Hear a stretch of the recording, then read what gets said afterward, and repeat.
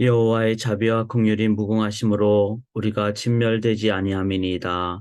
이것이 아침마다 새로우니 주의 성실이 크도소이다. 사랑하는 하나님, 오늘도 주의 자비하심 때문에, 인자하심 때문에, 주의 은혜 때문에 하루를 시작함을 기억하게 하여 주시옵소서. 주의 성실하심 때문에 그 은혜를 날마다 베풀어 주심으로 인하여 감사드리게 하옵소서. 하나님, 오늘도 은혜 아니면 살 수가 없습니다. 주의 신실하심이 아니면 살 수가 없습니다. 그 은혜와 신실하심으로 인하여 감사와 영광을 올려드립니다. 하나님, 오늘도 그 은혜에 감사하며 사는 가장 귀한 하나님 나라 백성의 감사의 삶 살게 도와주시옵소서. 모든 영광 올려드려오며 이웃을 내 몸처럼 사랑하며 살기를 소망하오며 살아계신 예수 그리스도의 이름으로 간절히 기도드리옵나이다. 아멘. 하루를 주심을 감사하며 우리 함께 찬양, 믿음의 찬양 부르겠습니다. 주 안에 있는 나에게, 주 안에 있는 나에게 딴 근심이 있으랴. 십자가 밑에 나가 내 짐을 풀었네. 주님을 찬송하면서 할렐루야, 할렐루야. 내 앞길 멀고 험해도 나 주님만 따라가리. 내 주와 맺은 언약은 영불변하시니 그 나라 가기까지는 늘 보호하시네.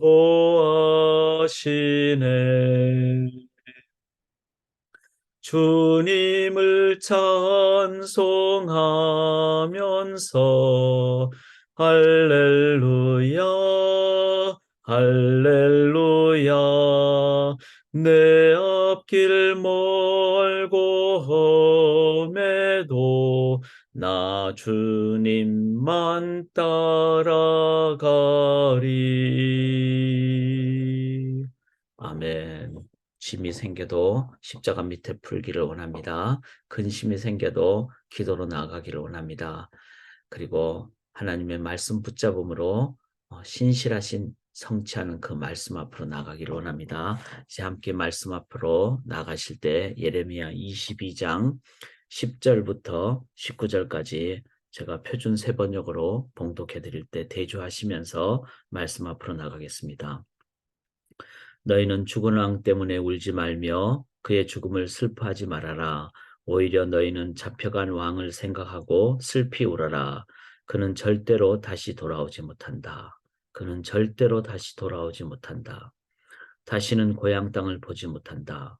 부왕 요시아의 대를 이어서 유다 왕이 되어 다스리다가 이곳에서 포로가 되어 잡혀간 유다 왕 요시아의 아들 살룸을 두고 주님께서 말씀하신다. 그는 영영 이곳으로 돌아오지 못할 것이다. 그는 잡혀간 곳에서 죽을 것이며 이 땅을 다시는 보지 못할 것이다. 불의로 궁전을 짓고 불법으로 누각을 쌓으며 동족을 고용하고도 품삯을 주지 않는 너에게 화가 미칠 것이다. 내가 살 집을 넓게 지어야지 누각도 크게 만들어야지 하면서 집에 창문을 만들어 달고 백향목 판자로 그 집을 단장하고 붉은색을 칠한다. 네가 남보다 백향목을 더 많이 써서 집 짓기를 경쟁한다고 해서 네가 더 좋은 왕이 될 수 있겠느냐? 네 아버지가 먹고 마시지 않았느냐? 법과 정의를 실천하지 않았냐? 그때가 그가 형통하였다. 그는 가난한 사람과 억압받는 사람의 사정을 헤아려서 처리해 주면서 잘 살지 않았느냐? 바로 이것이 나를 아는 것이 아니겠느냐? 나 주의 말이다. 그런데 너의 눈과 마음은 불의한 이익을 탐하는 것과 무지한 사람의 피를 흘리게 하는 것과 백성을 억압하고 착취하는 것에만 쏠려 있다. 그러므로 주님께서 유다 왕 요시아의 아들 여호야김을 두고 이렇게 말씀하신다. 아무도 여호야김의 죽음을 애도하지 않을 것이다. 남자들도 슬프다 하지 않고 여자들도 애석하다 하지 않을 것이다. 슬픕니다. 임금님 슬픕니다. 패하며 애곡할 사람도 없을 것이다. 사람들은 그를 끌어다가 예루살렘 성문 밖으로 멀리 내던지고 마귀 나기처럼 묻어버릴 것이다. 살아계신 하나님의 말씀입니다. 예, 저희가 지금 새아침 기도회를 지금 줌으로 이렇게 함께 나누고 있습니다. 이번 주는 조금 포맷을 이렇게 지금 한 화면으로 하고 있습니다. 제가 가족 시간을 수요일까지 갖고 돌아왔는데 이 상황을, 이 포맷을 한번 좀 계속 이번 주까지는 사용하고 또 돌아보고 좀 더 새아침 기도회를 더 저희가 효율적으로 또 그리고 잘 나눌 수 있는 포맷도 계속 개발을 하려고 합니다. 그래서 피드백도 주셔도 좋고요. 계속 기도하면서 저희가 저의 그 목회적인 어떤 마음과 목표는 새아침 기도회를 이렇게 일정한 시간에 첫 시간에 6시에 줌을 열고 15분 개인 묵상하시고 그리고 짧은 말씀 나눔을 갖지만 그게 깊고 진한 말씀을 나누고 그리고 하루 종일 말씀 묵상하고 실천하며 살다가 이제 저녁에 뭐 개인적으로 가족적으로 또 뭐 정말 심지어는 앞으로 또 그런 부분도 정말 그런 생각이 들더라고요. 저녁에도 줌을 한번 열어서 짧지만 나누고 하여튼 뭐 그런 정말 훈련된 삶을 살기를 원합니다. 제자의 삶을 살기를 원합니다. 그런 마음이 있습니다. 그래서 이번 주까지는 일단 이런 포맷으로 하되 6시에 저희가 줌을 여는 이유는 물론 이제 뭐 7시, 8시 개인적으로 그렇게 유튜브를 통해서 들어오실 수 있습니다. 그러나 첫 시간을 같이 깨어서 우리가 함께 동시간에 말씀 나누는 것은 참으로 중요하다고 생각합니다. 그렇게 나아갈 수 있기를 원합니다. 오늘 저희가 함께 나눌 때 이 본문에는 3명의 인물이 등장합니다. 여기 11절에 보면 요시아가 나오죠. 그 다음에 11절 하반부에 보면 살룸이 나옵니다. 살룸이라는 사람은 이 요시아 선한 왕, 개혁의 왕의 아들 여호아하스의 또 다른 이름입니다. 그래서 살룸 혹은 여호아하스 이렇게 나옵니다. 그 다음에 18절에 보시면은 또 여호야김 이렇게 나오죠. 근데 요시아의 아들이라 그랬어요. 그러니까 이 요시아 왕이 이제 BC 609년에 무기또 전쟁에서 죽음을 당하고 그러자 이제 그 요시아의 아들 여호아하스 즉 그 다른 이름인 살룸이 이제 왕이 되죠. 그런데 이 여호아하스는 어 그 바로 누고 애굽에 그렇게 이제 끌려가 가지고 3개월만 왕하다가 끌려갑니다. 그러니까 이제 끌려가는 상황이 되니까 또 다른 아들 여호야김이 요시아의 또 다른 아들 여호야김이 이제 왕이 된 그래서 3명의 왕이 등장하지만 이들에 대해서 하나님의 강력한 심판의 모습이 나오는 것이 바로 이 오늘 본문입니다. 이 본문을 보면서 저희가 가져야 될 그 말씀은 다시 돌아오지 못할 인생, 다시 돌아오지 못할 인생. 여기 11절 하반부에 보면은 살룸, 즉 여호와스가 이제 끌려가는데 이곳으로 다시 돌아오지 못하고 잡혀간 곳에서 그가 죽으리니 이 땅을 다시 보지 못하리라. 이 다시 돌아오지 못한다는 이 슬픈 내용. 그래서 실은 예레미야 당시의 왕들에 대한 경고의 예언이기도 하지만 우리에게는 이제 주님 다시 오실 때 마지막 상황이 될 때 그 경고에 대한 마지막 예언이다. 이렇게 보시는 것이 또한 성경을 해석하는 바른 자세입니다. 참 슬프죠. 다시 돌아오지 못한다. 이 부분이 저는 참 기회가 없다는 것 자체가 너무나 낙담이고 슬픔이고 그래서 마지막 심판에 대한 기회가 없는 그 이후에는 기회가 없다는 것을 기억하면서 우리가 가져야 될 것은 뭐죠? 나는 심판에 대해서 진정으로 참으로 진심으로 나는 진지한 자세를 갖고 심판의 무서움을 깨달으며 두려워하는가?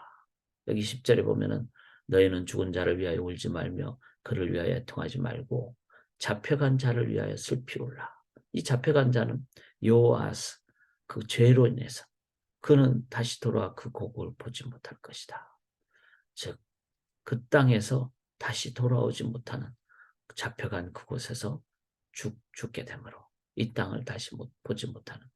그래서 개인의 죽음이 하나님 맞이할 준비에 대한 준비가 없으면 우리가 개인의 죽음도 두려워하고 걱정하고 염려하고 이렇게 되겠죠. 그래서 하나님 앞에 있는 자는 절대로 두려워하지 않습니다. 개인의 죽음을.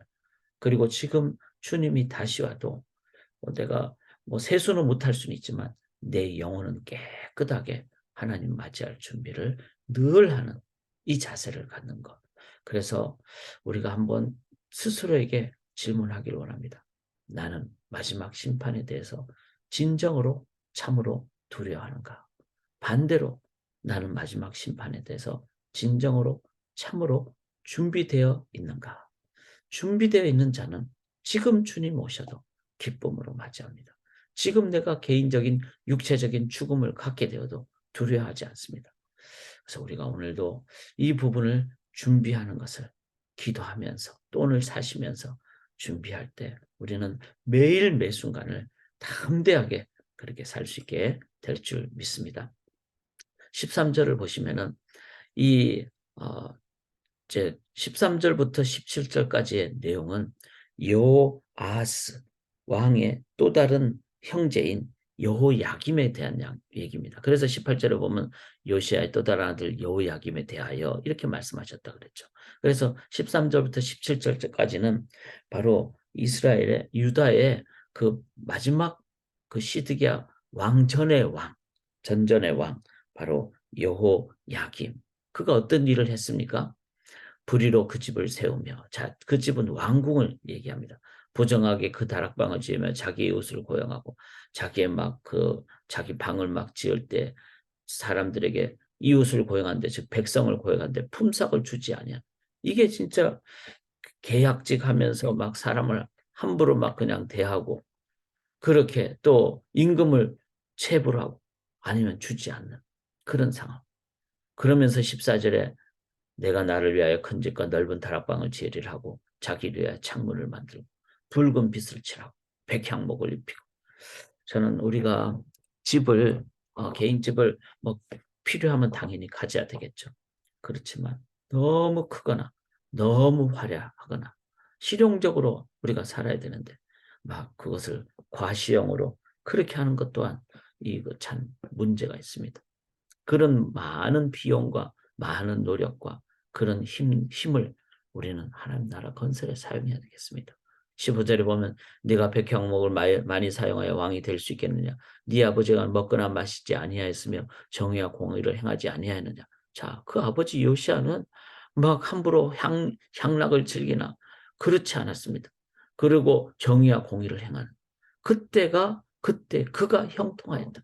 그게 진정한 왕이 그렇게 막 그렇게 독재를 행하지 않고 그리고 쾌락을 즐기지 아니하고 정의와 공의를 행하니까 나라가 형통한 왕도 형통하고 그는 가난한 자와 궁핍한 자를 변호하고 형통하였는데 이렇게 됐다는 것을. 그런데 이 모든 것은 무엇을 통하여? 이것이 나를 알미 아니냐. 즉 진정으로 참으로 하나님을 알게 되면은 즉 여기서 하나님을 안다는 것은 야다 히브리어로 즉 그냥 머리로 지식적으로 아는 것이 아니라 내 가슴으로 내 확신으로 그리고 나의 온 삶을 다해서 그래서 지정의 전인적인 암을 얘기하죠. 또한 체험적인 암까지 얘기하는 겁니다. 그렇게 하나님을 아니까 요시아는 똑같은 인간 죄성을 가진 요시아였지만 하나님을 알면은 그는 백성들을 그렇게 권력을 가지고 탈취하지 않고 오히려 공의와 정의로 섬기고 그렇게 사니까 왕으로 사니까 나라가 형통하고 자신도 형통한 그것의 출발은 뭐죠? 하나님을 알미 아니냐. 여호와 하나님을 알 때, 인격적으로 알 때 우리는 내 안에 참 기쁨과 참 행복과 참 가치가 있게 되니까 우리는 나에게 주어진 삶을 소명으로 왕의 직분을 섬김으로 살게 됩니다. 사랑하는 여러분, 첫 번째 질문, 나는 마지막 심판에 대해서 진정으로 두려워하십니까? 두 번째 질문, 나는 진정으로 하나님을 아십니까? 그것은 이렇게 말씀을 통해서, 기도를 통해서, 우리가 예배자의 삶을 통해서 하나님을 알게 됩니다. 세 번째, 이러한 이 여호아스, 그 다음에 여호야김에 대해서 하나님이 이렇게 말씀하십니다. 18절부터 제가 읽을 때 눈으로 한번 같이 따라 읽어주세요. 그러므로 여호와께서 유다의 왕 요시아의 아들 여호야김에 대하여 이와 같이 말씀하시니라. 무리가 그를 위하여 슬프다 내 형제여, 슬프다 내 자매여 하며 통곡하지 아니할 것이며, 그를 위하여 슬프다 주여, 슬프다 그 영광이 하며 통곡하지도 아니할 것이라. 그가 끌려 예루살렘 문 밖에 던져지고 나귀같이 매장함을 당하리라. 저는 마지막 28절 19절 말씀이 가장 슬픕니다. 진실하지도 진지하지도 않은 자의 처절한 최후의 삶. 뭐 당시로서는 국가가 멸망하니까 누가 막 왕을 위하여 슬퍼할 틈이 있겠어요. 또 악한 정치를 했는데 그를 위해서 누가 그렇게 슬퍼하겠습니까? 우리가 하나님을 믿지 않고 이제 그 최후 심판 때 지옥 불에 가는 그 삶을 살아갈 때, 이제는 부자와 나사로 얘기에서도 알듯이 나사로가 그렇게 그 상황을 보면서 그는 하나님 품에 있지만 부자는 자신을 위해서 이 세상과는 완전히 단절되기 때문에 슬픔만 있는, 그리고 아무도 통곡하지도 아니야, 아무도 기억하지 아니야. 그것이 어쩌면은 정말 처절한 고통과 슬픔이 아닐까.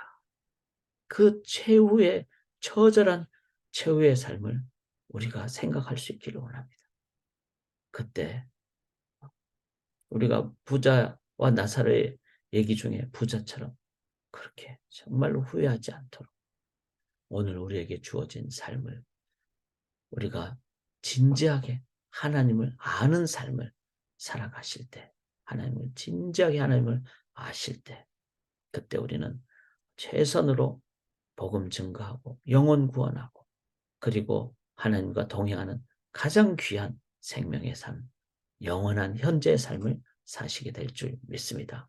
사랑하는 여러분, 오늘도 진리, 진실, 진심, 즉 하나님의 진리의 말씀 위에 순종하는 진실, 열매의 삶을 가지고 그 삶은 바로 남을 향하여 이웃을 내 몸처럼 사랑하는 진심의 삶을 사는 삼진의 삶을 우리가 오늘도 살아가시기를 원합니다. 그렇게 살아가실 때 우리는 오늘 가장 귀한 삶을 살게 되고, 그리고 최선의 삶을 살 때 하나님께 영광 돌리게 될 줄 믿습니다. 그리고 특별히 우리 자녀 세대, 우리 초등학생들, 중고등학생들, 자녀 세대 복음 능력 회복을 위하여 우리 함께 기도하고요. 그 다음에 하와이 위해서 우리가 간절히 기도할 수 있기를 원합니다. 새 학기 맞이하기 전에 우리가 준비하는 그런 무장하는 이킵되는 제가 되기를 원합니다. 그리고 이번 주일에 은혜와 임재 야외 예배 위해서 우리가 함께 간절히 기도하며 나아갈 수 있기를 원합니다. 기도하겠습니다. 살아계신 하나님, 하루를 주심을 감사합니다. 하나님, 매일 마지막 제 눈을 감고 잠을 자듯이 또 우리의 인생에 참 목숨을 다하고 육체의 마감을 하듯이 우리의 삶에 끝이 있음을 기억할 수 있기를 원합니다. 하나님, 주님 다시 오실 때 영원한 하나님 나라의 시작이지만 영원한 형벌의 시작임 또한 저희가 기억하며, 하나님, 그날이 오기 전에 오늘 우리가 하나님과 진심으로 진실로 진리 붙잡고 살아가게 도와 주시옵소서. 그리고 또한 우리에게 만나는 모든 영혼을 향하여 우리가 화려한 우리의 집을 지을 것이 아니라 영혼을 향하여 최선을 다하는 그런 삶을 살아가는 저희의 삶이 되게 도와 주시옵소서. 오늘도 최선 다하며 충성 다하며 살아가게 도와 주시옵소서. 믿고 의지하며 살아계신 예수 그리스도의 이름으로 간절히 기도하옵나이다. 네.